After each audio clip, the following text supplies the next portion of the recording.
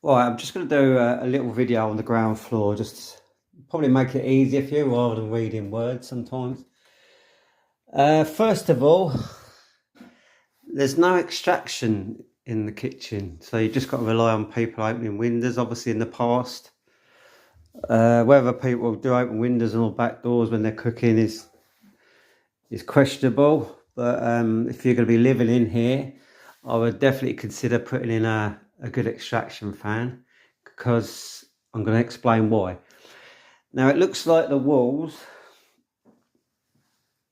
have been plastered in, I'd say, possibly a damp proofing material. You can see the grey. That's a very strong sand and cement. It could have a product in it, like a chemical product. And then you've got the pink stuff, which is just skim, your gypsum skim. That isn't going to allow moisture in the... Obviously, this is a period property. The walls would originally been plastered in like a lime mortar and plaster. That absorbs moisture, dries out, but it works completely different to this. This will stop the walls from breathing as they obviously once did. I think by the looks of it, all of the downstairs walls have been either damp proofed or plastered in that strong material. We've got, where this radiator is, you've got it there. It's kind of, it's just basically where there's a lot of moisture in the house, and it obviously, because it was a Airbnb, etc. No one's living here full time. People will be cooking. There's no windows probably been open. So all that kind of humidity ends up in the walls. And these walls, I don't know if you can see cracking down here. That's live, basically. So the skim coat has just separated. Oh yeah, you can see there. There's your grey stuff again. So yeah, obviously the skirtings, the wood's moved a bit. It's moved a bit, basically. It's not structural, it's just what happens when you use such impervious. You can see the cracking along there as well. So this is, yeah, it's definitely a strong material. It's not moved with the old buildings always move a bit. They're very porous brick with a lime mortar, so they do move. But obviously that product won't. That material doesn't move. I'm just doing a recording of your humidity and temperature reading so I can work that out. So far on the ground floor, I mean, it's a lovely little cottage. You can tell it was once, there would have been a lath and plaster ceiling. You can tell where the laths run across. So it probably dates late 18, early 19, I should think. The floor might have been changed. It might have been a timber subfloor, and they've changed it to this will be a concrete floor now. It's nothing really standing out in here, but I should think it's the same sort of materials on the wall. It's not original.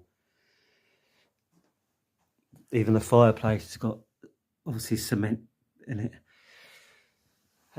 So when it is that material on the wall, it's completely changed. So you need to make sure you extract all the moisture produced within from cooking, washing, breathing, everything. And I've noticed there's no vents on the windows. So yeah, definitely get a very powerful, I'll guide you with what extraction unit to get. It sense absolute humidity and be continuously running. Now I'm going to go first floor. This guttering's loose. I know you said you had a roofer come out and check. But that is loose. So that needs sorting out.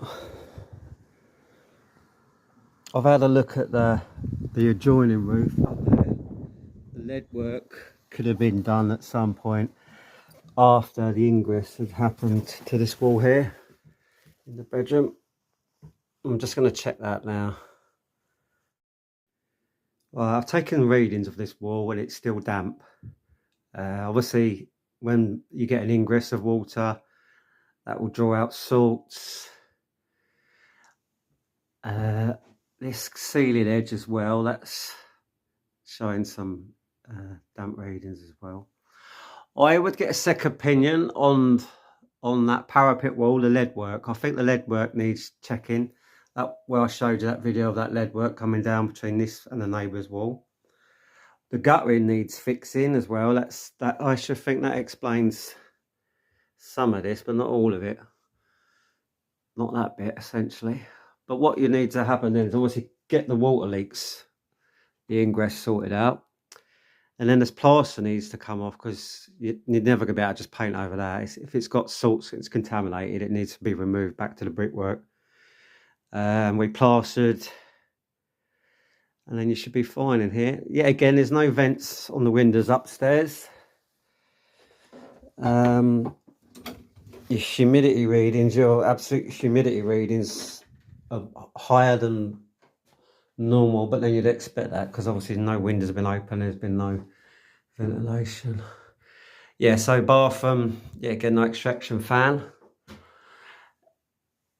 Got a slight cracking up there. This could still be the original lava and plaster ceiling, or it's just cracked because there's been moisture and then it's dried out, sort of thing. You got just slight little evidence of mold spores up there, but nothing really too bad. So yeah, in here you'll need an extraction fan as well, because you need to exhale what you produce.